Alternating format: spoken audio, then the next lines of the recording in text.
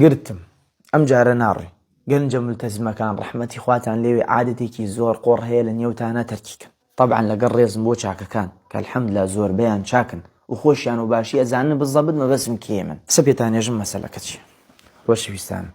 لە کچان و لە کوڕان خەڵکێکی زۆرمان هەیە سوپاس بۆ خوای پەروەردگار گەڕیکیانە خزمەتی ئەم ئیسلامە بکەن وتار بڵاوەکەن و ئایەت فەرموودە بابەتی شەرعی بڵاوەکەنەوە. خەڵکێکەیە نەفسی زۆر نزمە، کچێکە بینێت ئەکاونتێکی بابەتی شەرعی داگرێ بێ ئەوەی خۆی دەرکەوێ بێ ئەوەی سەوت دانە بێ هیچ تەنیا وتار بڵاوەکەتە ئەزانێ کچە ئەڕوات لە کۆمنتەکانە دایم کۆمنتی بۆکە سەرنجی بۆ خۆی کێشێ لە تایبەتە قسەی لەگەڵاکە پرسیارێکی شەرعی مەیە